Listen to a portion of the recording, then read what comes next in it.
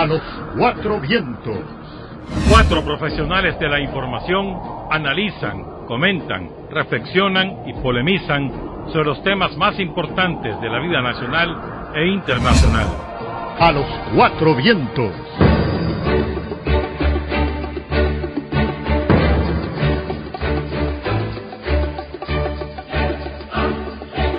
Muy buenos días, muy buenas tardes, muy buenas noches a quienes nos escuchan y nos miran en A los Cuatro Vientos. A los Cuatro Vientos en Radio La Primerísima, en vivo a las 5 de la mañana con repetición a las 2 de la tarde.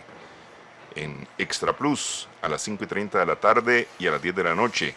Y en RTV para Huaco y Chontales a las 7 de la mañana y a las 10 de la noche los martes. Nos retransmite también Radio La Costeñísima en el Caribe Norte, en Bilwi. Perdón, Radio Caribe en Caribe Norte, en Bilwi. Sí, perdón, Radio Caribe. Muy buenos días, Tirsa María Sáenz. Buen día. Javier Reyes Alba y William Gris Vivado. Le saluda Néstor Espinosa. 17 de julio, el Día de la Alegría Nacional, el día 198 del año. ¿Dónde estabas el Día de la Alegría, Javier? En Masaya. Estaba replegado en Masaya. Me tocó ver llegar las primeras columnas porque Edén Pastora quería llegar primero a Managua. Me tocó ver cómo las detuvieron en Masaya para esperar que llegara la Junta de Gobierno que estaba en León. En León. Pues fue básicamente el 18, pues desde el 17 empezaron a reconcentrarse las fuerzas del sur, ¿verdad? Más bien fue el 17, poco tarde, amanecer del 18, una euforia espectacular, pues después de que se dio a conocer de que Somoza se había ido, esto cambió totalmente, pues el panorama que todos teníamos, que era una guerra de un poco de más largo plazo y de que estaban resistiendo, porque la información era poca, ¿no? Te informabas por Radio Sandino y te desinformabas por la radio estatal, ¿verdad? De Estación X. Mucho monitoreo de información. Todavía en esa época la onda corta era determinante. Podías oír Radio Habana, podías oír Radio Moscú y la voz de Voz de América. Era un cóctel de cosas. Y Radio Reloj, que se oía como local aquí Radio en Reloj era Costa Rica. Local, efectivamente. Lindos momentos, pues, para el momento histórico, sangrientos, por supuesto, dolorosos desde muchos puntos de vista, pero está bien puesto el nombre, es un día de la alegría para el pueblo de Nicaragua. ¿Se ha perdido la tradición? Pienso que sí, pues. Yo veo que le falta mucho ambiente. El 19 siempre opaca cualquier celebración de este tipo. Estamos hablando de la guerra contra Somoza, la caída de Somoza, de esa época, pero no sé, siento como que igual que el repliegue, ¿verdad? Que se está convirtiendo en un carnaval. Algo le falta al Día de la Alegría para que fuera, porque recuerdo y lo asocio casi siempre con el día que se dio a conocer o el día que se ejecutó a Somoza, que la Dirección Nacional salió a las calles. El mercado, recorrerlo. Recorrieron parte de Managua y aquello fue como una explosión de alegría también. Es como, para mí que es como el complemento. El 19 de septiembre del 80. Sí, pero algo falta para que hoy sea un día de la alegría. Pues. Pero yo creo que es responsabilidad de las generaciones que vivimos esa época. Yo creo que sí.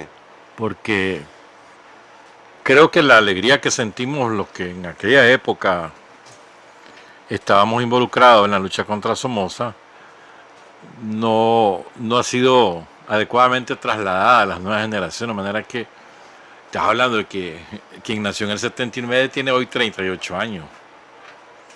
O sea, la inmensa mayoría de los nicaragüenses no vivió el Día de la Alegría. Sí. Más del 70%, creo yo, de la población no vivió ese día. Y si no hay una transferencia de generación a generación, no hay manera de que las nuevas generaciones sientan como propio aquel día. Pues es como los relatos que todos los que vivimos esa época hacemos de las masacres de la Guardia o de la represión de la Guardia, como lo sienten ajeno las nuevas generaciones. Pues nadie te dicen que son cuentos de Camino, cuentos de Pancho Madrigal o de Lencho Catarrán, pero no creo que no asumen como no solo como real, sino como parte de nuestra historia, pues, lo que ocurrió, pues. Vos lees los periódicos de la época, incluyendo la prensa. Por ejemplo, estaba leyendo un recorte de periódico de la prensa del 79. Una señora llegó con la foto de su muchacho, ¿verdad?, al diario de la prensa, a denunciar que su muchacho y su papá habían sido asesinados por la guardia frente a una iglesia en Masaya. Por ejemplo, pues, que no tenían nada que ver con la lucha antisomocista, simplemente los agarraron y los asesinaron, pues. O tantos muchachos que los agarraban y los iban a botar a la Cuesta del Plomo, a la Costa del Lago, al camino de San Isidro, de la Cruz Verde, al camino de San Isidro Bola. O sea, eso eran cementerios. Yo me acuerdo yo recuerdo que entre 78 y 79 más o menos era un promedio de 11 a 13 muchachos asesinados todos los días en Managua, solo en Managua, ¿verdad? Y eran asesinados porque le caía mal un guardia, porque un guardia presumió que era fulano de tal, o pues simplemente le dio la gana, pues. Pero a mí me parece que ese tipo de eventos no hemos sido lo suficientemente enfáticos o convincentes para trasladarlos a las nuevas generaciones, y el resultado es que hay mucha gente que ni le va ni le viene. Imagínate los que nacieron en el 79, ahora los que nacieron del 90 para acá. Que tienen 27 años. Bueno, hay un famoso dicho que se ha sido deformado en el tiempo, que dice que pueblo que no conoce su historia está obligado a repetirla. Desafortunadamente nuestros jóvenes no están conociendo la historia adecuadamente, correctamente de lo que pasó. Pero yo creo que no solamente es responsabilidad de los que vivimos la época y de los que tuvimos de una u otra manera vinculados a la lucha contra la dictadura somocista. Pues yo creo que habemos una parte importante de esa generación, irrepetible por cierto, ¿verdad?, de esa generación que como que hemos mantenido, y digo hemos porque soy parte de esa generación, hemos mantenido permanentemente el estar diciendo las cosas, el estar recordando, y no recordando porque los añorás y por estarte haciendo pues o catarsis y orar y qué sé yo, pues esas cosas, sino que recordar precisamente por lo que vos estás diciendo, William, porque es necesario contar esa historia para que se conozca que las cosas no han sido tan fáciles, pero también desde la parte oficial, si lo podemos decir de esa manera, hay una responsabilidad, porque también hay gente que estuvo vinculada a la lucha contra la dictadura, y debería de haber un esfuerzo por hacerlo. Aquí yo siempre he insistido en desaparecer el Museo de la Revolución. Lo tiene el ejército, pero bueno, es un asunto cerrado. En una oportunidad se lo pregunté al general Avilés que por qué no abrían esas puertas, porque eso era importante.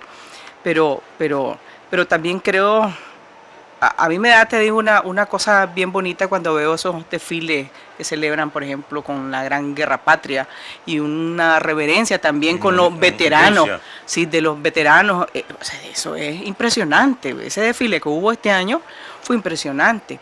O sea, hay un respeto y hay casi reverencia, digo yo, también por los veteranos de guerra y por esas páginas históricas, y no es para sacar pues a las heroínas, que las hay, pero me parece que es importante hacerlo. Por ejemplo, una de las cosas que yo tengo muy metida en la memoria fue el 17 en la noche, como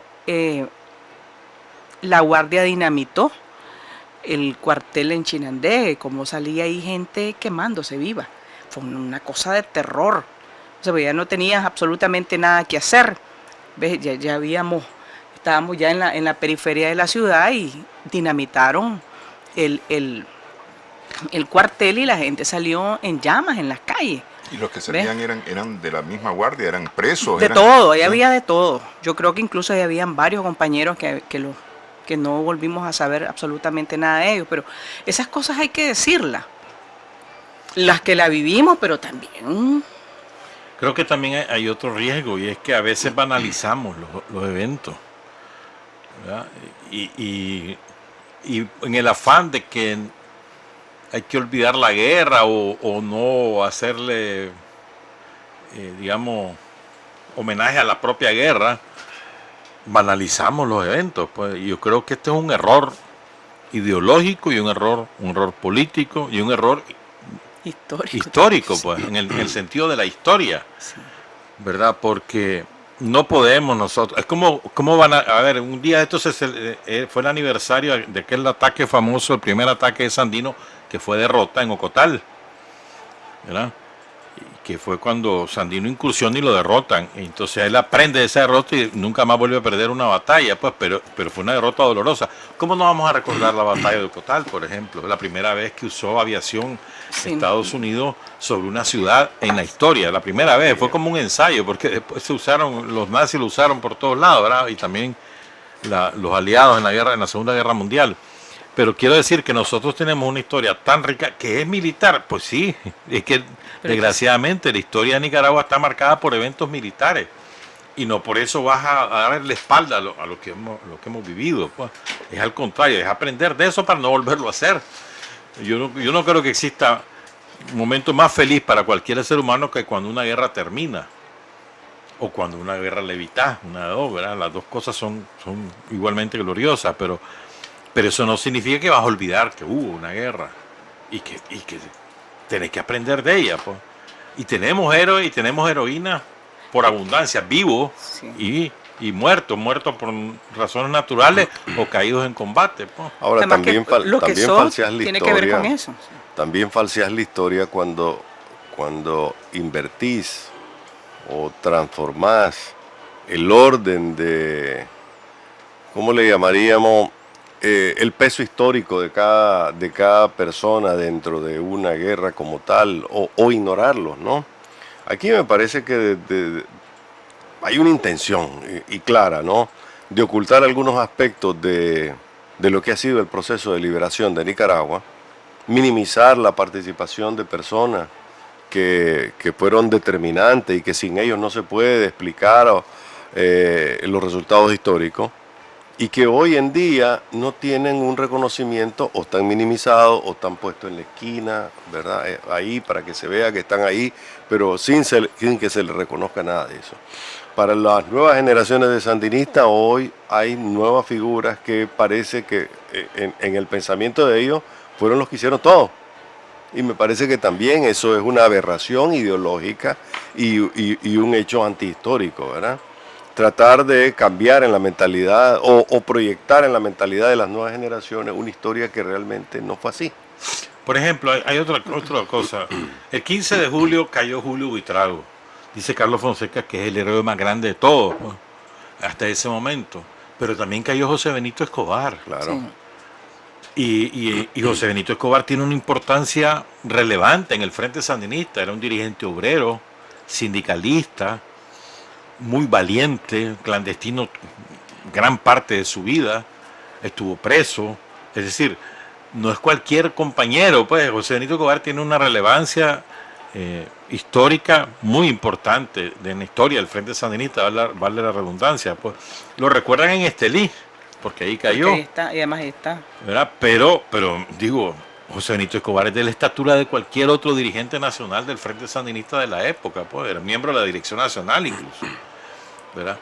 Pero, o sea, hay héroes que recordamos y héroes que los olvidamos, como por ejemplo a Pedro Araujo lo hemos olvidado. El 15 de julio pasó como nada aquí, ¿verdad? Pasó como nada, y me parece a mí que en el caso de Julio Buitrago, la importancia que se le da a Julio Buitrago me parece que tiene que ver con el tema, uno, de la resistencia de Julio Buitrago ante la cantidad de tropas que enviaron a la casa de seguridad en donde él estaba, y el hecho que fue transmitido luego por la dictadura en 1969, en los días posteriores al 15 de julio, y se miraba la cantidad de tropas que había y la gente vio cómo Julio Buitrago se enfrentó a esa cantidad de tropas. Pero además el peso que tenía Julio. ¿No? Aparte del peso que tenía Julio. Pues, lo que yo digo es que, la manera como muere Julio, que es espectacularmente heroica, puede ser una cosa impresionante, y cómo lleva hasta sus últimas consecuencias en las que él creía y por qué creía en eso. Pero José Benito fue delatado, por ejemplo, por un sapo, por un desgraciado, pues, ¿verdad? Y fue asesinado por la espalda, ni siquiera fue un combate, lo asesinan, pues. Pero la importancia de José Benito en términos de organización entre las bases populares, entre sindicalistas, eso es un papel que no ha sido escrito. Pues. O sea, tenemos una deuda también, y es la historia de la lucha antisomocista desde todos los ángulos. No solo desde el ángulo del Frente Sandinista, que es el peso principal, sino desde otros ángulos. Hay muchos esfuerzos antisomocistas que se hicieron cuando ya estaba el Frente, que también son relevantes. Pues el otro día hablábamos de sindicalistas, ¿no? Como, qué sé yo, Chahuitillo. Chahuitillo puede ser que no haya sido guerrillero, pero las luchas de Chahuitillo desde el movimiento sindical eran de particular influencia en la población, pues, y en determinados segmentos de la clase obrera. Por ejemplo, pues, lo que quiero decir, tenemos una deuda como generación, creo yo. No hemos sabido transmitir, creo yo, la generación en su conjunto. Y yo creo que eso es, desde el nivel oficial o no oficial, es responsabilidad de todos. Y también tenemos una obligación de escribir esa historia. Digo, hay pocos esfuerzos. Pues. Ahora, yo creo que uno de los esfuerzos más importantes es el de la comandante Mónica Baltodano. Sí. Las entrevistas que hizo aquí en la Primerísima, que luego completó y que sigue trabajando en eso. Esos 4 tomos son una historia maravillosa y que recoge de una u otra manera lo que vos estás diciendo, porque hay testimonios de todo el mundo, pues incluso de dirigentes de obreros. Me parece que ese es un esfuerzo importante, pues creo que ese es el como de los más completos. Está trabajando otro ahorita, no sé sobre qué cosa es, pero eso es un aporte importantísimo. Ahora, hubo algunas historias, ¿no? Por ejemplo, la del zorro, que marcó de alguna manera el testimonio de esa época. También hay quienes se han dedicado a escribir libros específicos, por ejemplo, Rumbo Norte, me parece que ese es una, y hay otros libros que recogen historias específicas, ¿no? De alguna manera. Ahorita, pero el libro que acaba de escribir el muchacho sobre la guerra de los 80, ¿cómo que se llama? El coronel. Pero el muchacho, sí, dijo. Sí. ¿Verdad? Que me parece que es un aporte es que importante. eso te iba a decir, pero es que es decir, antes del 79 algunas cosas se han escrito, a lo mejor no se ha escrito mucho o todo, pero algunas cosas, pero del 79 al 90 prácticamente es poco lo que se ha escrito. Y estaba pensando yo, justamente, a propósito del 17 de julio, del repliegue, de todas estas efemérides de la Revolución, que se ha olvidado, lo que vos decías, a mucha gente, lo que decía también Javier, a mucha gente, y hoy se celebran estas fechas de manera muy banal y se olvida una cantidad de gente enorme. Por ejemplo, pensaba yo, en las universidades se celebra un campeonato deportivo en Marlon Zelaya, y la gente no sabe quién es Marlon Zelaya, por ejemplo. Sí. Y incluso hay un esfuerzo pero pienso que la responsabilidad comienza en la cabeza. Pero te voy a decir, ¿cuántos Javier, libros de los miembros de la Dirección Nacional conocen ustedes sobre la guerra? El de Carlos Núñez sobre el repliegue. Carlos Núñez sobre el repliegue, Humberto Ortega. Un pueblo en armas. El libro de Humberto, pues, que es un poco más desde otra óptica. Sí, porque yo soy el campeón, ¿verdad? Pues no hay nada. Pero la principal responsabilidad es de los 9, que hoy son 8, ¿no? Son 8. Describir lo que vivieron realmente y contar 7, la verdad. Pero 7, sí. Perdón, sí. Pero contar la verdad, ellos deberían comenzar por ahí, ¿no? Bayardo, por ejemplo, está en deuda en eso. Ya debería sentarse a escribir, no hacer jardinería, ¿verdad? No le estamos sugiriendo hacer jardinería, pero sí sentarse a escribir, porque él tiene de esa época, estoy hablando de 78, 79 y antes, mucho que decir, ¿verdad? Incluso después de que... Desde el 68. Daniel Ortega, pues si no tiene Daniel la habilidad... Mismo, Daniel, si no tiene la habilidad de escritor, que se siente frente a alguien que pueda hacerlo. Daniel y le mismo, cuente. toda la época previa, los años más duros, que son entre 63 y 67, antes que él caiga preso. Exacto. Pero es que la misma carceliada es una experiencia de la que hay que hablar. Esos 7 años que estuvo él, Lenín, Carlos Guadamú, ¿quién más estaba? Jacinto Suárez. Leopoldo Rivas. El Cuervo, ¿no? El Cuervo también. Y Jacinto hizo un esfuerzo importante en el Nuevo Sí. Diario, lo estuvo publicando. Y tiene ahí un libro paró. también. ¿Ah? Tiene un libro, Sí, Jacinto.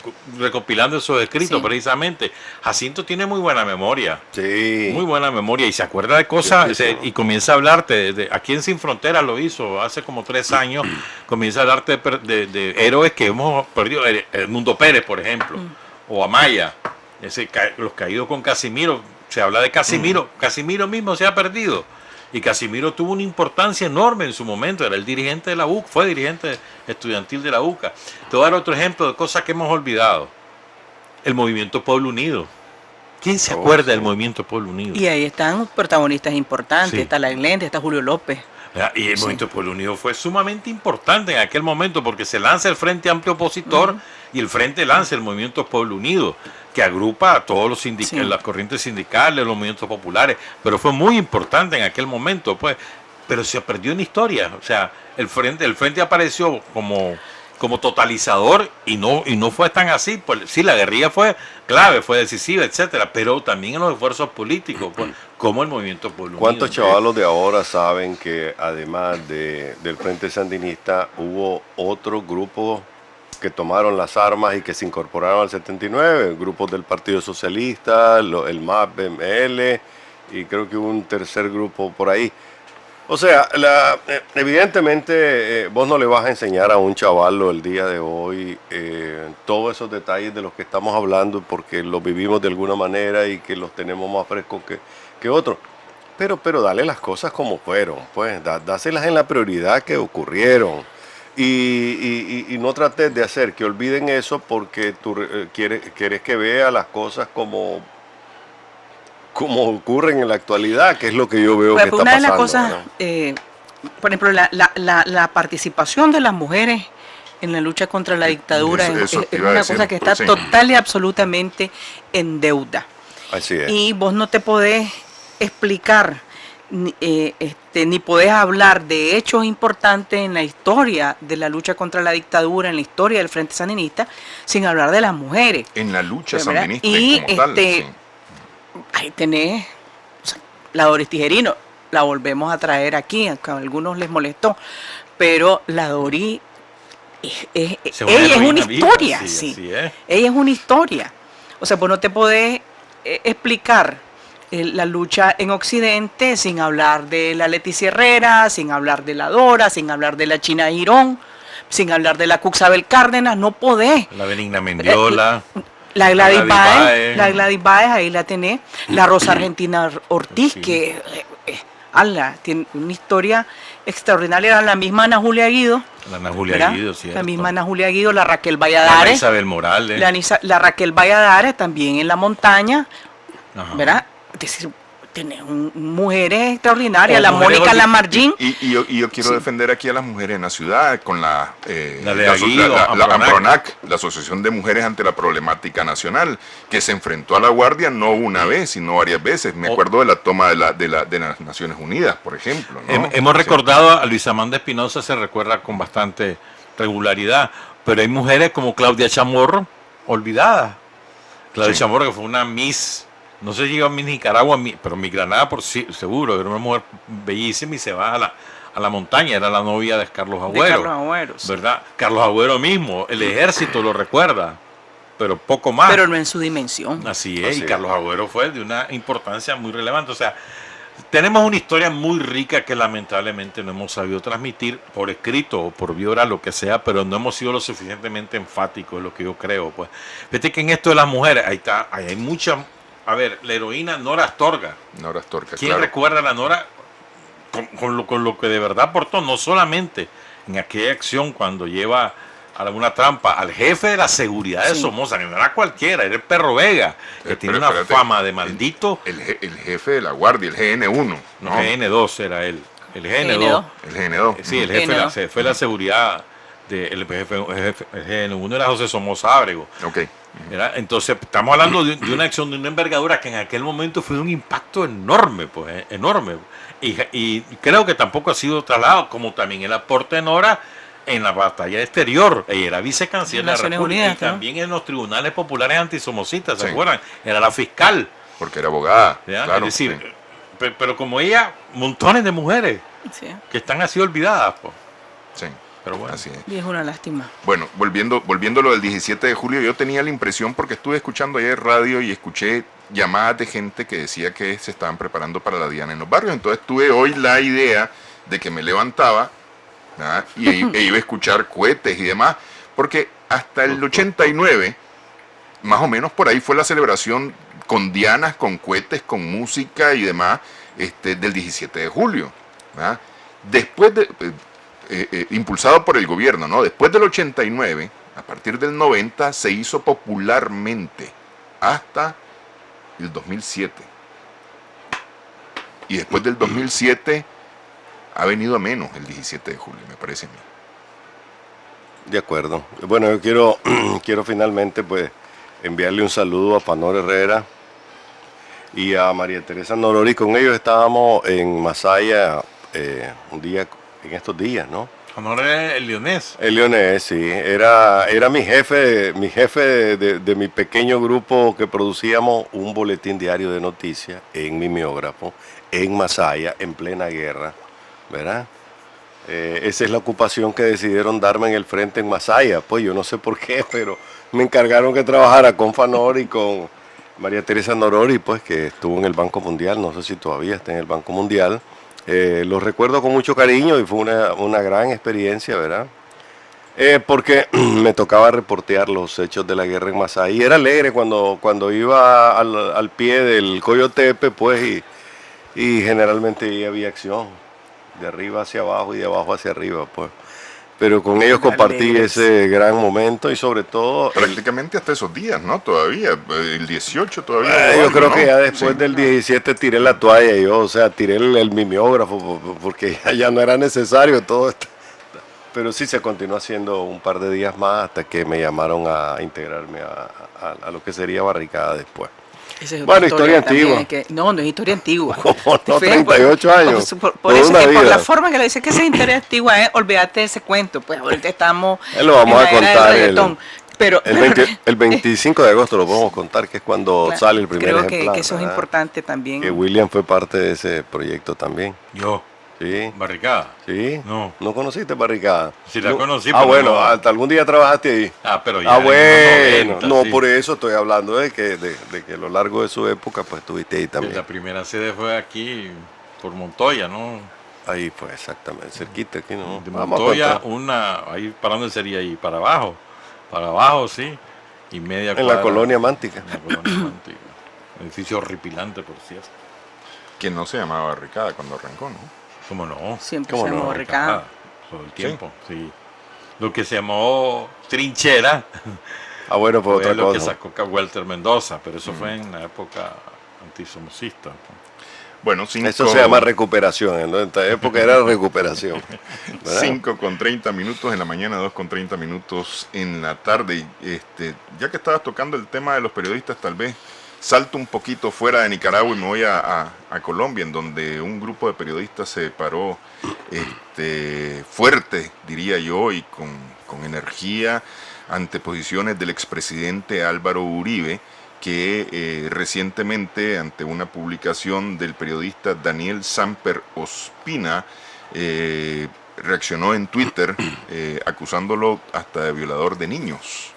Y esto provocó la reacción de periodistas en Colombia, ¿no? Más de 100 periodistas, entiendo yo que son los que están firmando la carta, en la que le dicen que deje de ocupar su posición y que recuerde que esa posición que él tiene como senador y expresidente debería de ser más bien motivo de ser ejemplo y no estar encubriendo o estar, como se dice popularmente, evadiendo el toro, ¿no? Pero es que Álvaro Uribe es una desgracia para Colombia.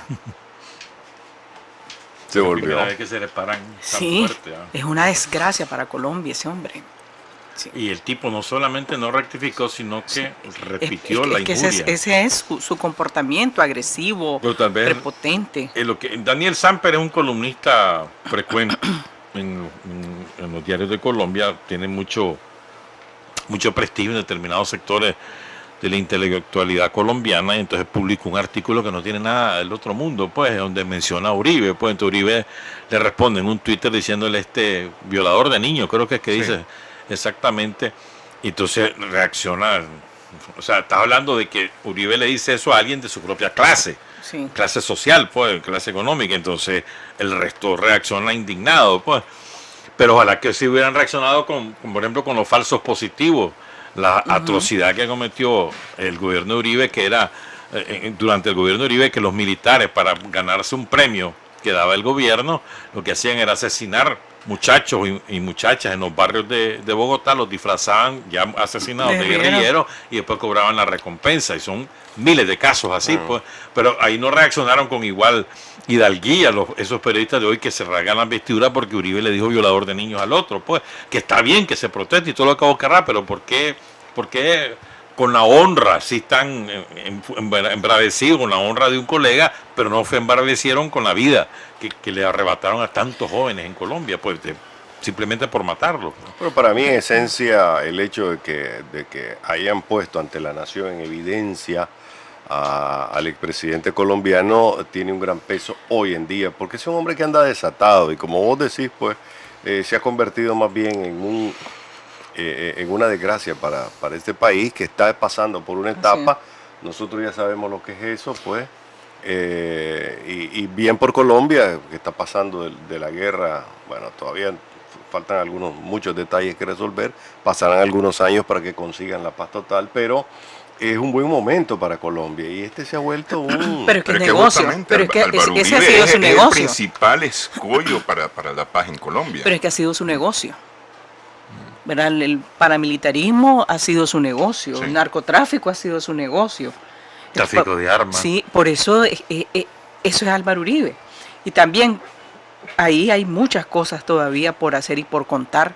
Sí. Sí. Han asesinado, creo que son 9 ya los exguerrilleros. Y además dirigentes campesinos. No, los dirigentes sociales son muchos más, pero solo exguerrilleros, desde que se firmó la paz ya van 9, creo que son 9 o más los asesinados en distintas zonas de Colombia. Y entonces aquí se puede repetir la historia cuando nacieron las FARC, que recordemos, las FARC nacen a raíz de un acuerdo de paz.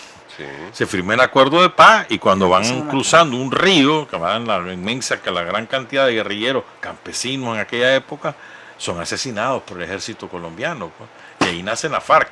Entonces se puede repetir el fenómeno, pues ahí tienen que frenar lo que está ocurriendo contra los líderes sociales, que ya van, líderes sociales son más de 100 asesinados este año, pero exguerrilleros que acaban de desmovilizarse ya van por lo menos 9, pues. 5:35 en la mañana, 2:35 en la tarde para quienes nos escuchan en radio La Primerísima. Subió el precio del combustible nuevamente, solamente el diésel. Es una barbaridad. Pero Esa es la tortura no de soy los diésel y soy gasolina, pero es una barbaridad, te digo. ¿Por qué? Porque mire el precio de del petróleo cómo está a nivel internacional. No pasa de 43, 44, 46, pues todo el mundo andaba feliz, pues los que hacen el negocio el viernes, pues cerró a 46. El precio no ha vuelto a los 50, se mantiene en los mismos rangos, entonces, porque aquí está subiendo. Estamos 106 en la gasolina super por galón, ¿no? 103.50 en la Pues en regular. términos de apenas dólares, En 28 está ahorita el litro. el litro, 28. 28.08. Exactamente. 27.35 la regular y 22.32 el diésel, Sí. que bajó centavos. estamos hablando un poco más de 90 16 centavos de centavos, ¿no? dólar el litro. 95 Exactamente, centavos por ahí. el litro. Casi el dólar, pues.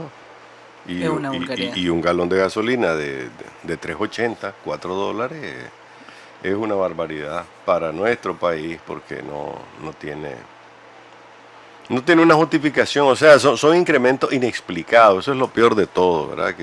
Entonces te queda la sensación de que te están metiendo la mano a la bolsa. Inexplicables y sin explicaciones. Sí, Sí, porque nadie te dice absolutamente nada. así es. Y tenés que comprarlo, porque si no, no estuviéramos aquí. Exactamente. Hace falta una Bueno, protesta, de alguna manera, de los consumidores, no consumir combustible un día, 2 días, una cosa de esas, para hacerse escuchar. Ahí se sientan a esperarte que llegues con el tanque vacío. Porque lo vas a necesitar a fuerza. Sí. Es un chantaje lo que se vive en el fondo, pues. Hace falta que dejen de ganar tanto.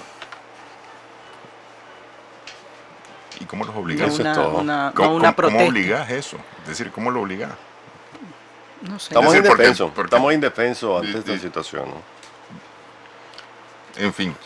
Bueno, ya que volvimos a Nicaragua, la embarcación Johanna Betsy, 3 semanas prácticamente desaparecida. Pobrecita la familia, pues. Trágico. 13 son. 13. Son 13. 13 marineros. Han aparecido parte, o más bien objetos que pertenecen al barco, porque la verdad es que partes del barco como Equipo, tal no han aparecido. no Lo que apareció fue, y sí Un es equipo. preocupante, Una balsa. el barco, ¿cómo se llama? La lancha salvavidas, ¿no? Que está además quebrada. ¿eh? Mira, Es decir, recordad que esos barcos por lo general encima del barco ahí echan todo el chunchero.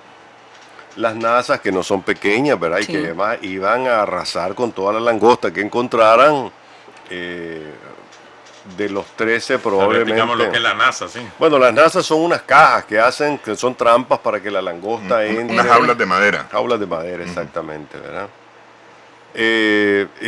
También, obviamente, hay que llevar comida bastante para aceite, para El aguantar combustible mismo. semanas enteras, combustible. Esas cosas han aparecido porque me parece que en algún momento, es la impresión que tienen los periodistas de la costa, pues el viento, el mar picado hizo que todas esas cosas se fueran al mar. O ellos lo soltaron para evitar algún problema, cayeron al mar y flotaron madera y fueron encontradas creo que por costarricenses, Sí, ¿no? Al los lado de la- pescadores ticos, pero ellos dicen que en un lugar, no sé dónde, también encontraron como galletas y cosas así, pero que no les pusieron mucha atención, más bien se centraron en los objetos que son más grandes, pues, pero... Y los otros creo que fueron por Laguna de Perlas que aparecieron. Ahí, es lo único. Pero no hay ni restos de barcos ni restos de personas. personas, Ese Y es hay, el y hay misterio. una cantidad enorme de gente buscándolos, porque están los buzos, Sí. está la Fuerza Naval de Nicaragua, pero ya está metido Costa Rica, está metido Panamá, Colombia, Colombia, y los Estados gringos, Unidos, sí. en la Honduras. búsqueda, ¿no? Honduras. Honduras. Y en ese interín, más bien lo que apareció fueron unos segundos náufragos o una segunda embarcación perdida En el Caribe en Norte, el Caribe sí. Norte. ¿verdad? Que fue una muy buena noticia, pues Sí, aparecieron sí. los 3.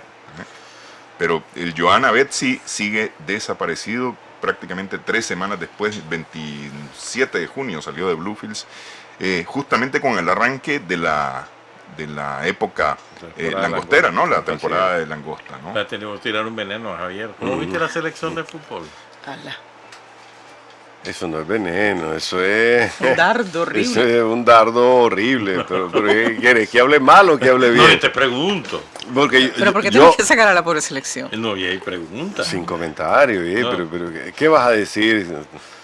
Que no esté dicho por las alambradas que te hacen sangrar por los costados, diría Fabio Gadea del terremoto del 72, ¿verdad? Decir que Lorente estuvo bien. Y que Chavarría fue... Por favor. Jugó Si le queremos ver el lado amable, decir eso. Lorente No, estuvo bien, bien. bien por Lorente. Pero ¿por qué pones esa Pero de ahí cara? para allá, pero es que ¿Pero por qué nadie pones vio. esa cara que no Ay, ay. entiendes? Es decir, pones la cara como que vamos, mándelos a echar preso a todos. No. No. Sí, Creo sí. que la otra vez lo dijimos, disfruten lo que vean y punto, no estén preguntándose si, porque escuché un comentario de Mendoza que dice que será la última vez que él le da cobertura a una Copa Oro, porque si cada 20 años vamos a una Copa Oro, entonces a él ya no le va a quedar vida, pues, o Qué energía, dramático. más bien. ¿Eh? No lo oyeron, aquí entró. Les agregó melodrama al Creo que fue el asunto. sábado, ¿verdad?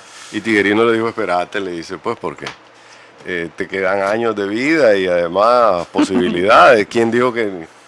Por ahí leí en Twitter, creo, alguien que dijo, no, creo que después de este juego Nicaragua va a ser una habitual invitada participante de las Copas Oro. No sé, pues. Si llegamos a la tercera, bien, qué alegre. Si lo vemos como un proceso y no con las expectativas fuera de la realidad que se había creado la afición, los fanáticos, porque son fanáticos, no son aficionados. Si lo vemos como un proceso, creo que ha sido un paso adelante. Si lo vemos como un proceso.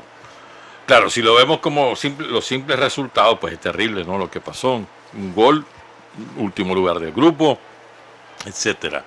Pero si lo ves como un proceso, creo que es un avance, parte de la madurez que va adquiriendo la selección de fútbol. Hay muchos chavalos ahí, Bastante. ¿verdad? Que puede, lástima que no se le dio tanta oportunidad al cipoterío, pues, sino se prefirió a los consolidados. Pero bueno, Pero en ese nivel tenés que ir con lo mejor. es una oportunidad que tiene Nicaragua de seguir creciendo. Yo creo que el gran desafío es cómo darle continuidad a esto, ¿sí? Es decir, no tenemos entrenadores abajo que estén formando al cipoterío, pues son los entrenadores chapiollos los que han aprendido el fútbol en Nicaragua. Yo recuerdo aquel famoso convenio que firmó el presidente Ortega con el presidente Lula en su momento, en el 2008 o 2009, por ahí. Entre las cosas había abrir una escuela, la escuela de ellos, de entrenadores para entrenadores nicaragüenses. No sé si se llegó a concretar alguna vez, pero eso es lo que necesitamos, pues. Mira, a propósito de historia, si no hubiera sido por los marines norteamericanos, este país jugaría fútbol, ¿sí o no? Sí. Las raíces del fútbol en Nicaragua son centenarias ya. Eso, no hay ninguna justificación para que William Grisby hoy esté tratando de ponerle faumentos a algo que le duele a muchas personas, a este país, cuando no lo tiene, la verdad. La responsabilidad ha sido histórica de abandonar este deporte y priorizar. Y que venga un poco la figura, ¿verdad? Lo digo hasta en un tono de broma. Ayer que vi el juego entre Dantos y Chontales, vi al segundo, tercero, cuarto y quinto bate de los Dantos embuidos en su uniforme tallado, en su uniforme rojo, y realmente le sobraban muchas libras al segundo, tercero, cuarto, quinto bate. Están excedidos de peso y no entiendo cómo vos podés tener un equipo deportivo con 4 o 5 personas que tienen 20 libras o más encima, ¿no? Sí, pero no es Juan Oviedo, que tiene 45 años. Pues estoy hablando de Juan Oviedo y estoy ¿Y hablando ¿cuál otro? del 2 al quinto. El único. Ayer estaban envasados. Tenés dos. Bueno, Juan, Sí. no me digas nada, después entrenó en el juego. Juan Oye, Oviedo. echémosle la culpa al uniforme, pues les queda muy tallado. Rafael Estrada. Ujú, ¿verdad? ajá, y lo Que- tenés. Cacha.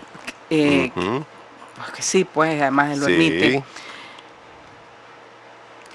De ahí no. ¿verdad? De ahí no. Además tiene un grupo de chavalos. Bueno, no viste bien el juego. ¿Cómo no? ¿Sabes por qué? ¿Sabes por qué? Un grupo de chavalos ¿Sabes buenos. por qué? Tiene un grupo de chavalos brillantes. En una pantalla ancha, Son seguro. buenos. No, Sí. tiene un Lo grupo de estaba chavalos viendo en una buenos. pantalla ancha, pero el canal, el 13, ¿verdad? Hay que darle el crédito. El switcher del canal dividió la pantalla en 3, ¿verdad? Entonces puso la primera, la tercera y el del home. Y los 3 estaban diciendo, ¿a qué me refiero? A que lo que le hace falta a este país, además de todo lo que acabamos de decir, inversión deportiva, cancha, entrenadores y un poco más de dedicación, es disciplina. Ya se nos olvidó el debate que había con la disciplina de los jugadores de la selección nacional de fútbol antes de esto y que hubo sancionado y todo eso. Entonces, cuando vos ves ese poco de jugadores gorditos, ¿verdad? En nuestra primera división, te das cuenta que eso es falta de disciplina. Pero hay otras noticias, bueno, como nos Bueno, estamos bueno. comiendo mucho rápido el tiempo, que es que el Granada puso a la venta la franquicia del dueño, Martín sí. Madrid, para la Liga Profesional de Béisbol. Y el rumor es, desde el año pasado está el rumor de que los Dantos iban a comprar esa franquicia. Creo que la venden en $200,000, si mal no recuerdo, es la cifra que había fijado Madrid. No sé si alguien se los va a dar y no sé si finalmente van a hacerlo tanto, porque tiene que ser una sede que no tenga equipo, o sea, no pueden ser en Sí. Managua. Tendrían que buscar Estelí o Matagalpa, que son Matagalpa o el mismo plazas León, que también ha estado interesado en que son recuperarla. plazas beisboleras, pues. O sea, si los Dantos lo van a comprar, van a tener que tener sede fuera de Managua y no en Managua. Pues si el ejército quiere comprar esa franquicia. Desde hace rato están diciendo, pues ahí en algún momento dicen sí, en otros no estamos interesados, pero bueno, no sé qué va a pasar con el equipo de Granada. Bueno, con Yo- esto... ¿No? ¿Ibas a decir algo? No. Sí, yo quiero plantear una cosa que ayer me la contó una muchacha, una mujer que vende en el estadio. Y eso explica también de manera cruda lo que hemos estado hablando sobre el papel de las comisarías y por qué hay más agresiones contra las mujeres. Entonces a mí me llamó la atención que ella andaba caminando medio con dolor, pues le pregunté qué él tenía, se levantó la blusa y me enseñó una gran patada que le pegó el hombre con el que ella vivía. Y me enseñó la mano, que anda también una herida, ella se capió una puñalada. Fue a la policía a poner la denuncia, ella logró salir con su niña, 12 años, fue a la subestación 7 a poner la denuncia, una oficial le dijo, bueno, pues ya está tomada tu denuncia, andate al Instituto de Medicina Legal ahí que te hagan, y le dice, y el hombre está en la casa, andate al Instituto de Medicina Legal, cuando tengas eso, entonces nosotros vamos a ver qué hacemos. La mujer salió con lo que andaba puesto, ella y su niña. Alguien le dio refugio y fueron de nuevo a la policía y le dijeron, miren, ella tiene que sacar su ropa. O sea, esa mujer anda en la calle. Digo que ya nosotros no hacemos eso, ya no acompañamos estas cosas. Anda vos. Y procura llegar cuando no esté el hombre. O sea, vos no podés hacer eso. Entonces, ¿cómo recuperó su ropa? Porque la señora que le dio refugio es amiga de alguien de la subestación 7. Y entonces en una patrulla así fueron a recuperar la ropa. El hombre anda libre. Medicina legal hoy, porque fue lunes pasado, 8 días, no tiene absolutamente nada. El hombre anda libre y me dice, yo vivo con miedo. Sabe que trabajo aquí. Sabe dónde estudia mi hija, que no es su hija, ¿verdad? No es hija del hombre. Y eso sí, me dice, porque ella me amenazó precisamente porque lo denunció. Si me le hace algo, yo no voy a ir a la policía, yo lo mato, porque estás hablando de tu hija. Entonces, yo digo, no es posible que una mujer que anda golpeada, que anda su mano herida, bien golpeada, la cara, las costillas, la mano, pone la denuncia y no quedó en absolutamente nada. Todavía le dicen, anda a tu riesgo. Sí. Entonces yo creo que esas cosas no pueden seguir siendo así. Pues es un problema el hecho de que las comisarías no estén funcionando, o sea, hayan desaparecido y que no haya, y que ahora te encontré en una delegación que te digan ahora ya no hacemos eso, que efectivamente antes lo hacíamos. Incluso en algunos momentos el que tenía que salir era el hombre de la casa y dejaban a la mujer y había una protección. Ahora ya no. Pues a mí me parece, te digo, a mí me dejó dándole vueltas a la cabeza porque eso te explica un montón de hechos trágicos que hemos también visto en estos días, pues, y yo creo que hay que ponerle mente, hay que ponerle atención. Ese es un comportamiento anormal de que no protejas a la víctima. Totalmente, totalmente. 5:50 en la mañana, hacemos una pausa, regresamos en breve porque el debate continúa en A los Cuatro Vientos. A los Cuatro Vientos.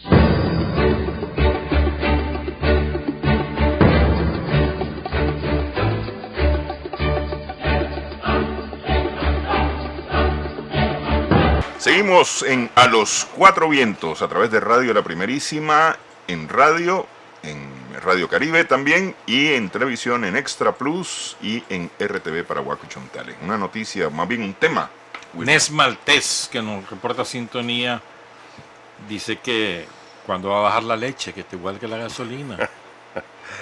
Y es verdad. Y ciertísimo. Totalmente.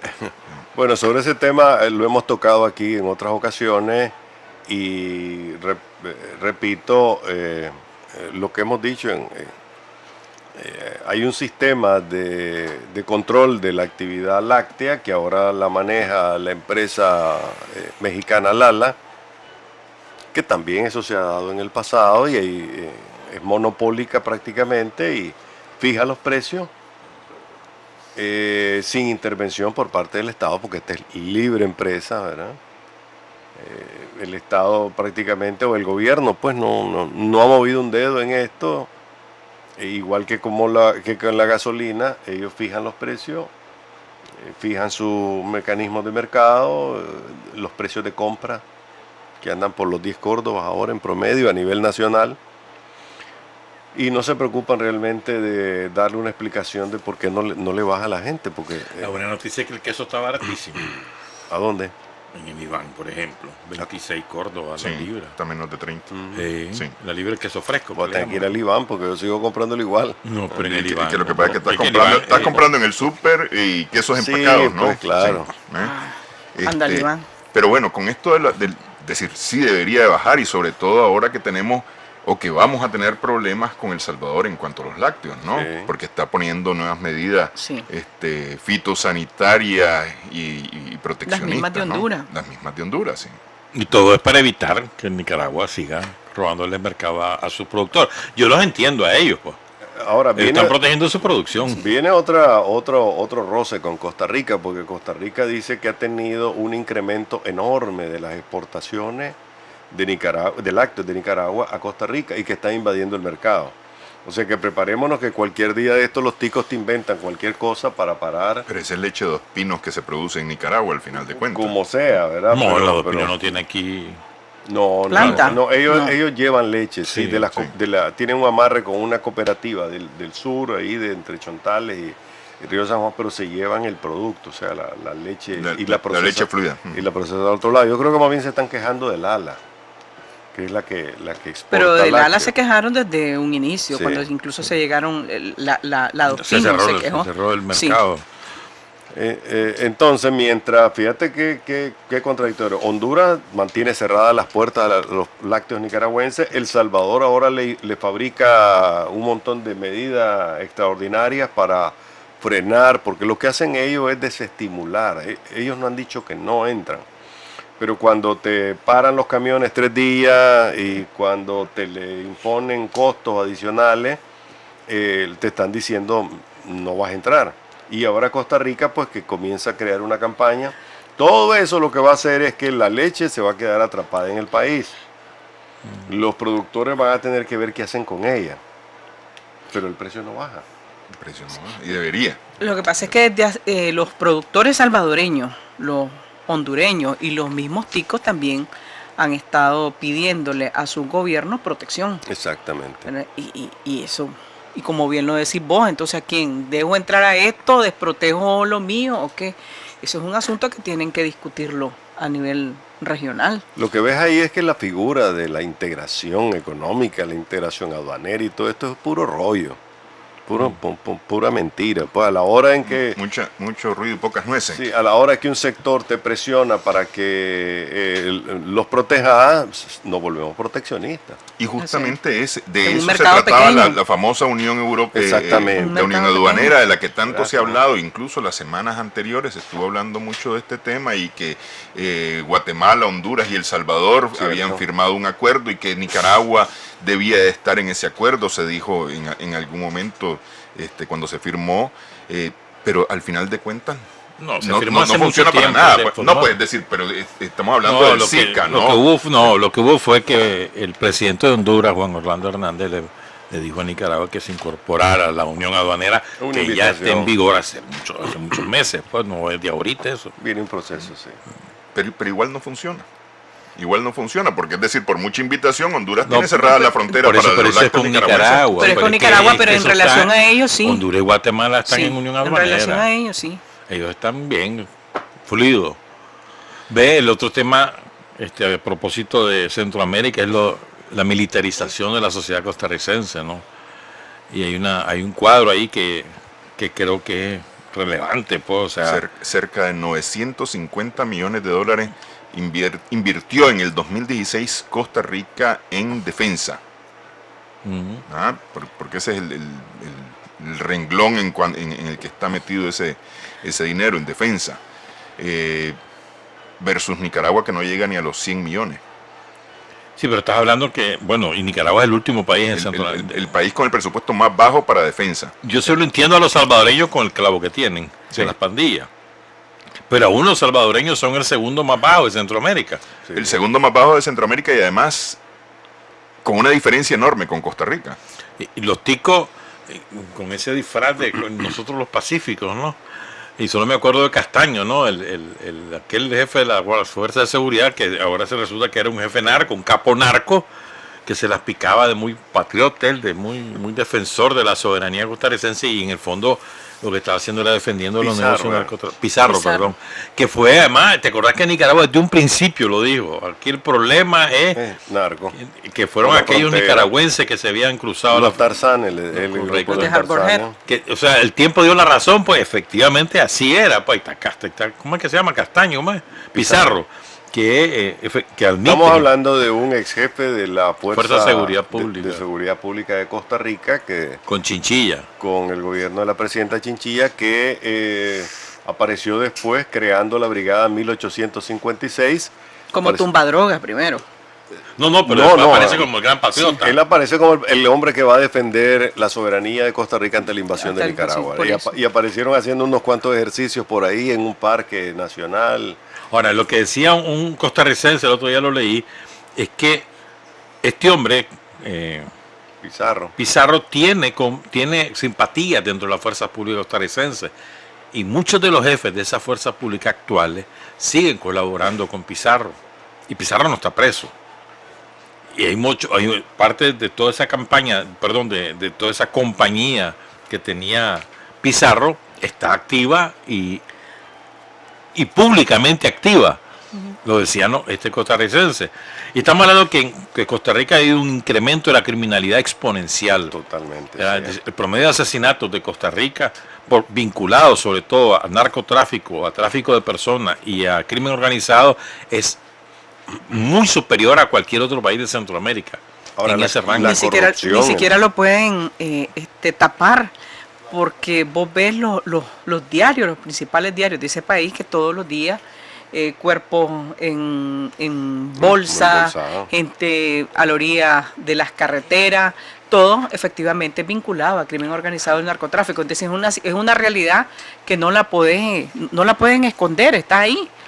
Costa Rica es la bodega de la droga que llega de América del Sur, ¿verdad? Y los ticos no han podido Que es lo que librarse de hace eso. Pizarro. Pizarro lo que hacía era un tumbador de droga, o sea, el tipo que le roba a otros la droga para venderla, pero además te ofrecía protección en un tramo de carretera. O sea, si vas a pasar con la droga aquí, yo te protejo y me pagas tanto. El jefe de policía de Costa Rica, que ayer leí en el periódico de que 2 policías vendían cocaína a la entrada de un centro nocturno. Eso es Costa Rica. O sea, es una policía que está absolutamente penetrada por el narco costarricense. Ellos tienen el problema que no se pueden o no se quieren librar del asedio de los carteles narcotraficantes, y mientras sean ellos bodega y base de operación de los carteles, va a ser difícil. Y no es terrestre, no es únicamente terrestre, No, estás es hablando todo. Ahora la gran pregunta es: ¿para qué quieren tantos reales? Eso, entonces, ¿para qué 950 millones de dólares en el 2016 para defensa? Ahí lo que va a haber es una corrupción enorme. enorme. Es decir, gran parte de esa tajada se la deben estar robando algunos cuantos políticos, porque es inexplicable. Sí, porque, es decir, vos decías lo del Casi Salvador, 1.000 millones de con dólares. respecto al Salvador, prácticamente es 2 veces y media más es decir, casi 3 veces más que lo del Salvador, pues. Por eso, Ah. la única explicación para mí es esa, porque alguien se está robando esos reales, porque vos no ves que Costa Rica sea más segura, por el contrario, ha disminuido la seguridad pública en Costa Rica a niveles alarmantes, de manera que hay mucha gente en Costa Rica que tiene miedo de los costarricenses. Es decir, aquí hay algo que seguramente va a ser destapado después. Seguramente. Así es. A propósito, el escándalo de Guatemala, ¿no? Con el lavado de dinero Hablemos de eso. de Sinabaldi. De Sinabaldi, la Comisión Internacional contra la Impunidad en Guatemala dice que el exministro de Comunicaciones, Alejandro Sinibaldi, Sinibaldi. que fue en el gobierno de Otto Pérez, ¿no? Sí, pero no solo eso, él era el seleccionado para ser el candidato por el partido de Otto que Pérez. justamente en el 2014 él sale de ministro para lanzarse a la presidencia, ¿no? Así Como es. candidato a la presidencia. Y de él descubren una cantidad de empresas en Guatemala vinculadas a corrupción, a una cantidad de plata millonaria. Y Comisión Internacional contra la Impunidad en Guatemala anunció a fines de la semana pasada, el viernes, que Sinibaldi habría creado empresas en Nicaragua para poder lavar el dinero.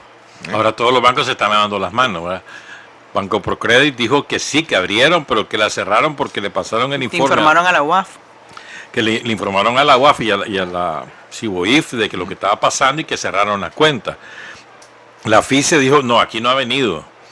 Hay otro banco que no recuerdo cuál es, que dice, falta el Banpro. El Banpro no ha dicho, usted, esta boca es mía. Hablemos de lo que pasó. Sinibaldi fue ministro fue ministro de Comunicaciones. de comunicaciones, efectivamente, en el gobierno de Otto Pérez.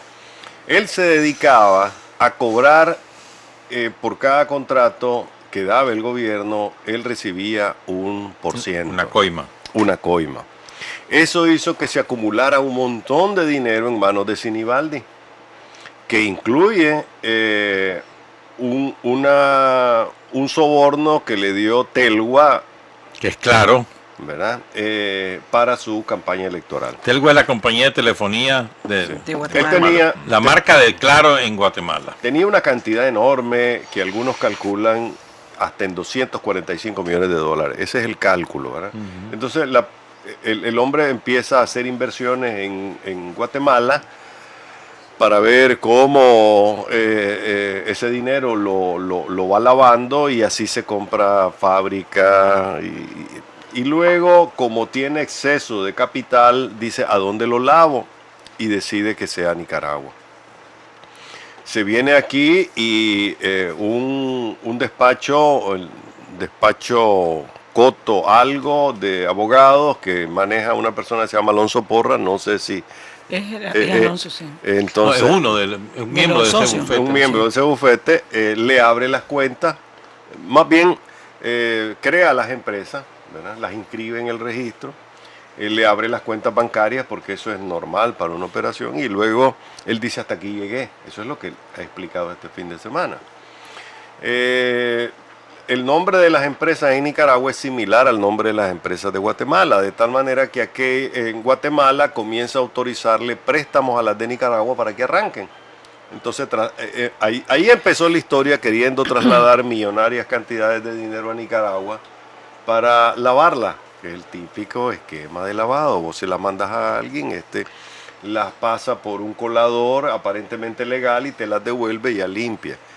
Ahí es donde estamos en el punto, porque la CICIG de Guatemala dice que efectivamente lavaron dinero y hablan de 4.5 millones de dólares o algo por el estilo, pero dice el Procredit, que es donde estaban una parte de las cuentas, no sé si son todas, que ellos pararon esa operación desde el mismo momento en que querían hacer la primera De transferencia. 900.000. Por ahí, ¿verdad? $900.000. Sí, pero de que tenían dinero lo tenían. Y dicen sí, que van a tienen. aparecer las pruebas en el juicio.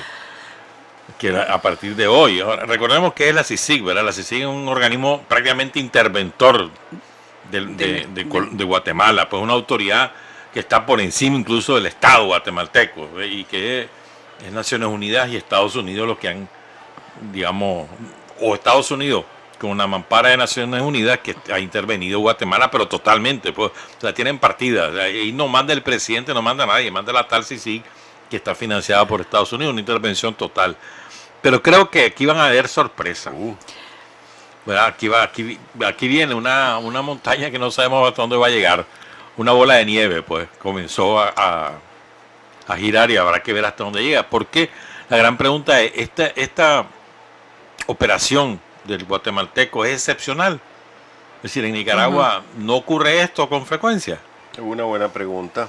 Porque recuerdo aquel informe de la CELAP, que tiene sede en Chile, que es un organismo de Naciones Unidas, la CELAC, que dice que Nicaragua tiene un problema con el lavado de dinero. Entonces, ¿cuáles son esos otros casos? Hace, qué sé yo, tal vez 10, 15 o 20 años, la migración de capital guatemalteco a Nicaragua ha sido muy continua. Fluida. Capitales serios como los Pantaleón, como los etcétera.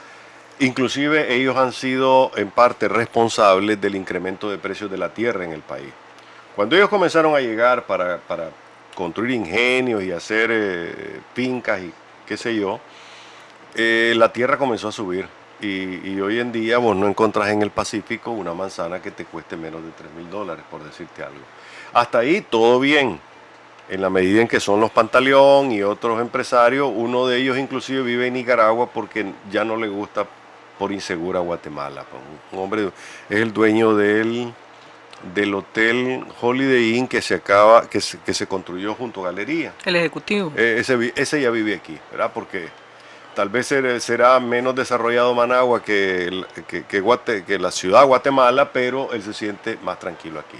Aquí no anda con blindados, con vehículos blindados, etc.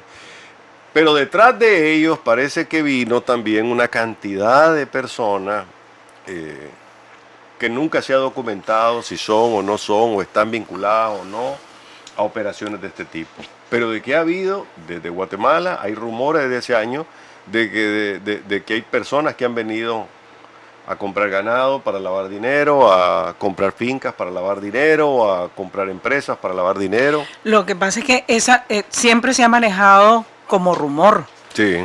Siempre se ha manejado como rumor lo que estás diciendo ahorita, la compra de ganado, la compra de tierra, construcciones, restaurantes, sí, siempre se ha manejado como un rumor. Y nosotros no somos una isla, no somos Disneylandia ni nada que se parezca, pues. A veces parece, te cuento. Por eso, pero no somos Disneylandia, y yo creo que hay que tomarlo en serio, porque eso también está vinculado al tema de la seguridad. Yo me pregunto qué hace el superintendente de banco. Su tarea es esta. Urcullo. Urcullo, ¿qué se llama? Sí, Víctor Urcullo, ¿verdad? Es una figura que no aparece. Aparece cuando le conviene. Cuando le conviene y realmente... Mira, pero a veces hay declaraciones que no se le entienden mucho, ¿no? No sé por qué, pues si no arrastra la lengua, algo le pasa. Sí. Es bien arrogante, insoportablemente arrogante. Bueno, pero es miembro del Frente, por eso está ahí. Él lo ha dicho. PLC. No, yo lo escuché una vez en un restaurante famoso al que van todos ellos decir: ahora yo soy sandinista, tengo mi carnet, aquí está. No debe haber estado en buena condición para decir semejante locura. Después de mediodía, pues. No, pero qué vergüenza. Por eso, pues, si no estaría ahí. Pues yo no sé de qué frente. Pero el punto es, además de sus deslices, pues no sé en qué condición estaba, pero... En la misma de todos los días después de las 11. Vos sabés más que yo. No. No, el asunto yo creo que se debe tomar en serio. Yo creo que la superintendencia y la UAF, que creo que hay personas...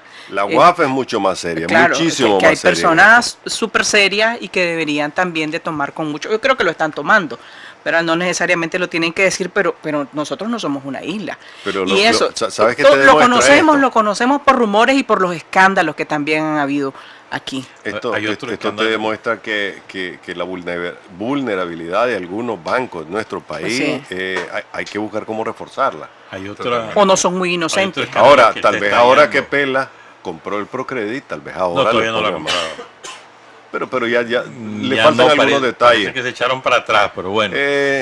Bueno, ajá, ¿cuál es el otro? Y precisamente uno de los problemas es ese, del lavado de dinero. Este fin de semana, otro diario guatemalteco, El Periódico, revela que hay una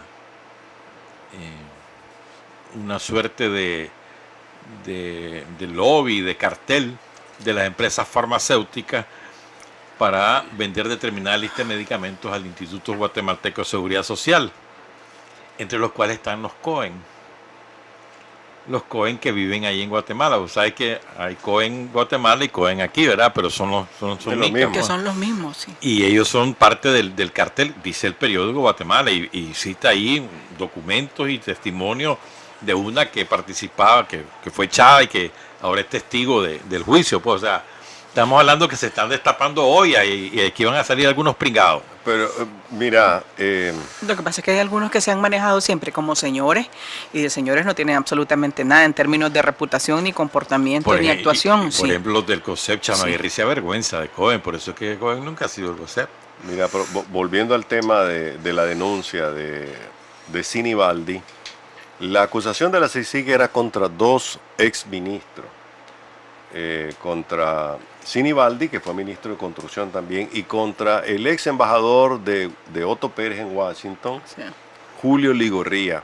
Recuerden este nombre porque esta semana Trinchera de la Noticia va a hablar mucho de Julio Ligorría. Curiosamente, el nombre ha sido eliminado de las crónicas de algunos medios de comunicación como la prensa. ¿Y por qué razón? Julio Ligorría es el constructor de la imagen política de Eduardo Montealegre en el año 2006. Con $1 millón, vamos a explicar esta semana de dónde viene el $1 millón. Con $1 millón le construyó la imagen inicial a Eduardo Montealegre en el año 2005-2006. Fue su asesor de campaña, estuvo aquí y ahora está vinculado al mismo caso de Sinibaldi. O sea, ¿y por qué lo ocultaron? Ahora lo entienden, ¿verdad? ¿Por qué el nombre de Julio Ligorría no está hoy en los periódicos? Por esa razón, y vamos a hablar de eso esta semana, ¿verdad? Pues aquí van a ser muchos pringados desde Guatemala, y vas a ver. Es probable. No, dale. No, que iba a decir que a propósito de Montealegre se está calentando poco a poco las elecciones municipales, porque han habido eventos en todos los municipios de partidos de la oposición, el PLC, Ciudadanos por la Libertad, el de Saturnino Cerrato, que andan escogiendo candidatos. Pues por lo menos empieza a moverse pues el bullpen. Habrá que ver en agosto, que es el mes clave, a ver cómo se dispara. Pues, pero me parece que eso es interesante. Pues. Bueno, y yo quería, a propósito del tema de Sinibaldi, tocar el tema de Lula. Los 9 años y medio de la condena de 9 años y medio para Lula, que en este caso es por un testimonio no comprobado, según los abogados de Lula, en el caso de corrupción, que es el que le acusa el juez Sergio Moro, que es el juez que ha llevado el caso Lavallato o Lavajato, sobre la corrupción en Petrobras y demás, ¿no? Estos 9 años y medio para Lula es por un apartamento que supuestamente habría recibido el expresidente brasileño y que, según los allegados a Lula, ese apartamento jamás ha sido usado por Lula ni ha estado en posesión de Lula en ningún momento. Pues, ¿de dónde sale esto? Sale del testimonio de un empresario que para reducir condena, un empresario que está involucrado hasta los quesos, ¿no? Que para reducir condena, para bajar un poco el gas sobre él, denunció esta supuesta corrupción o este supuesto soborno que habría aceptado Lula. Lula ya apeló, la apelación está caminando, pero este juez Sergio Moro tiene 3 casos más contra Lula.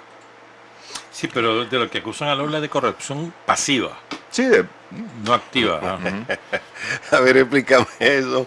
Que permitió la corrupción, pero no también es que se benefició. También se benefició. Bueno, no dice eso el juez. El caso Odebrecht, que nos ha hecho olvidar un poco el de Petrobras, que es también enorme, ha regado todo América Latina o ha evidenciado la corrupción de gobierno en América Latina. Este fin de semana, o el viernes, entró a prisión el expresidente Ollanta Humala. Con su esposa, acusado de recibir un soborno de Odebrecht por $3 millones. Esa es la acusación. Va a juicio ahorita, pero ya está detenido.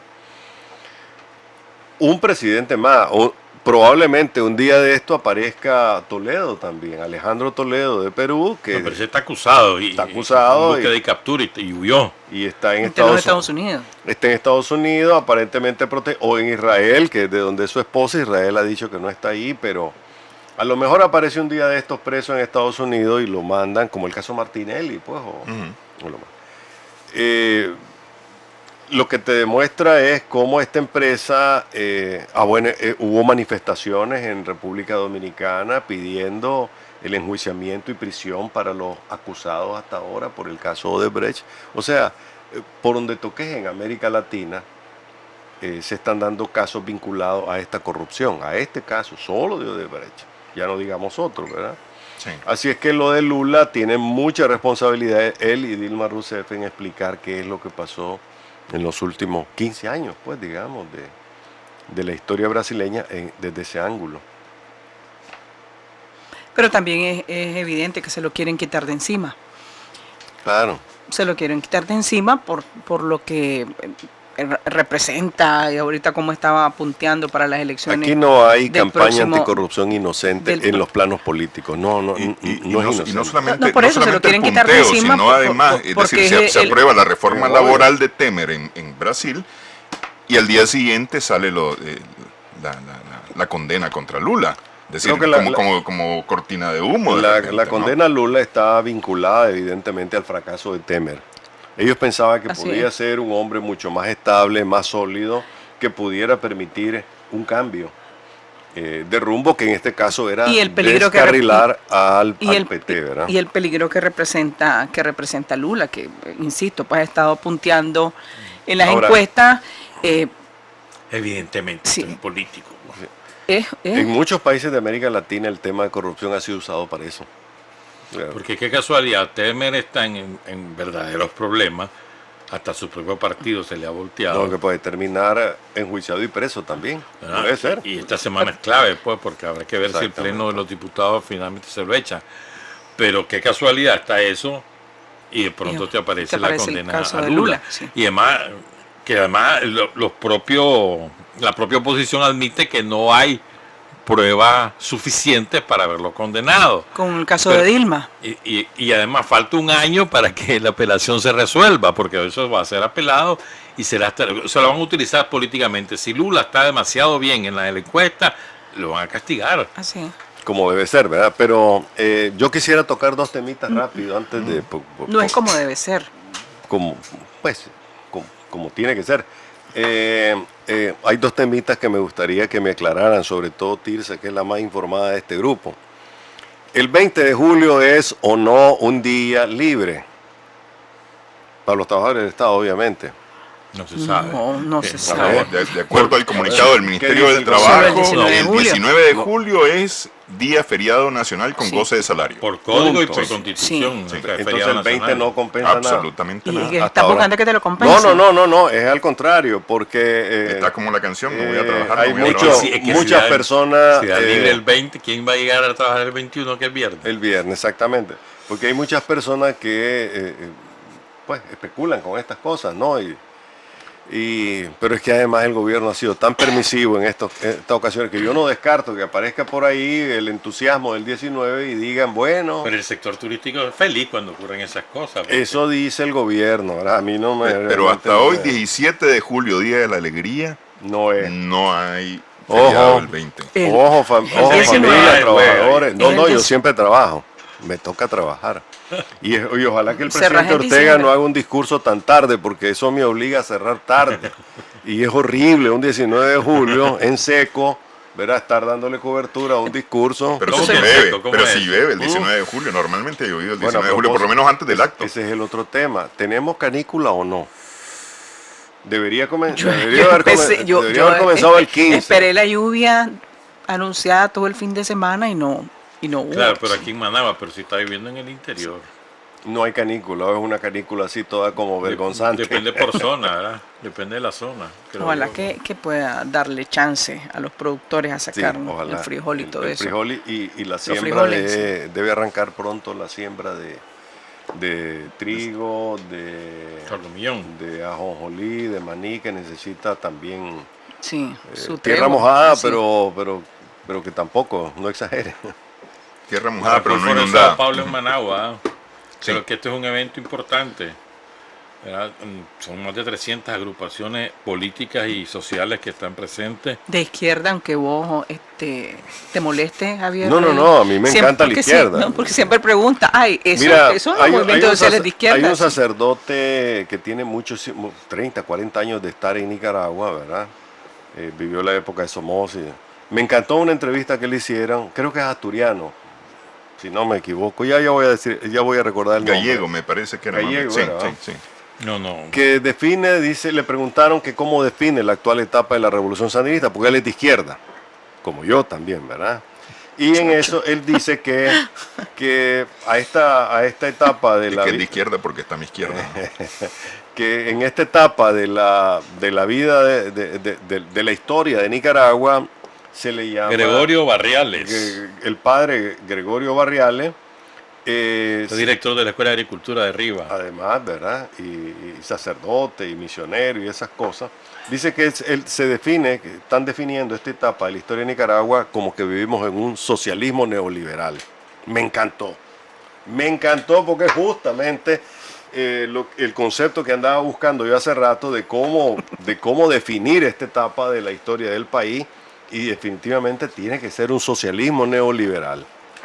Porque si no, no explicaríamos por qué sube la gasolina con impunidad, porque esto es impunidad, por qué sube la leche, porque la leche no baja con impunidad, porque efectivamente vivimos en un socialismo neoliberal.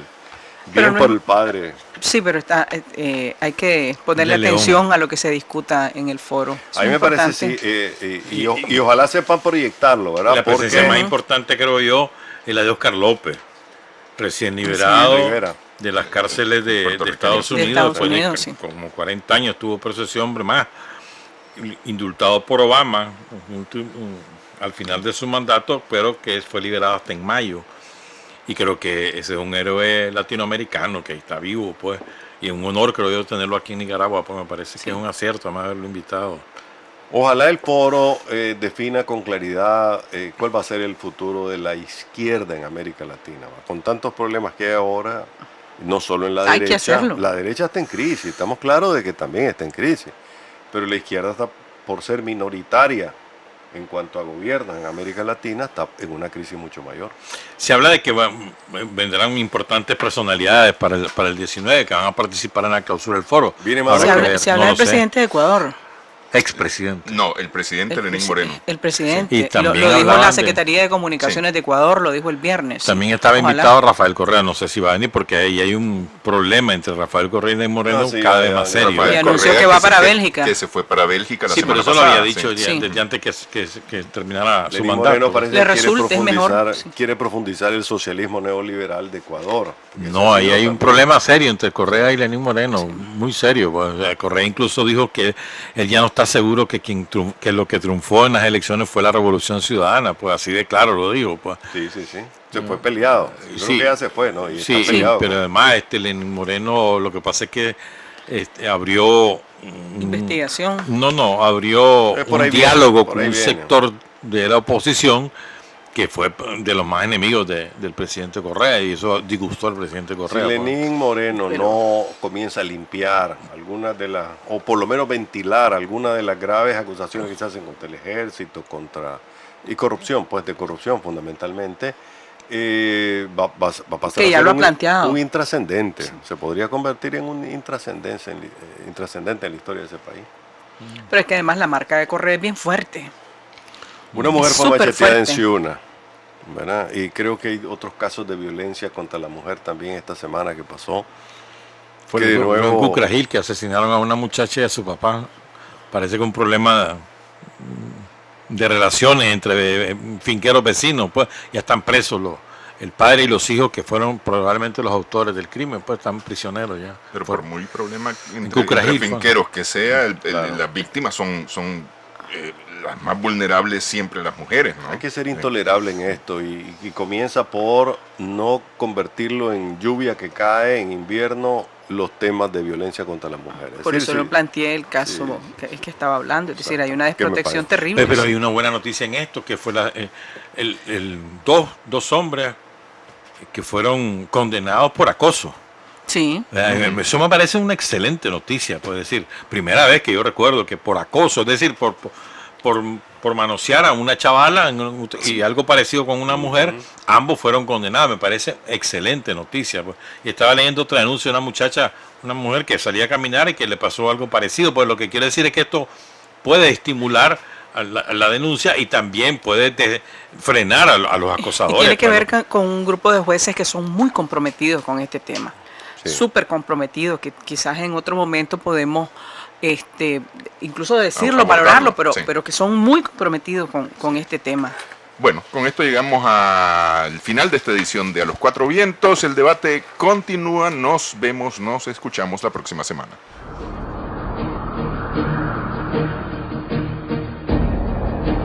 A los Cuatro Vientos. 4 profesionales de la información analizan, comentan, reflexionan y polemizan sobre los temas más importantes de la vida nacional e internacional. A los 4 vientos.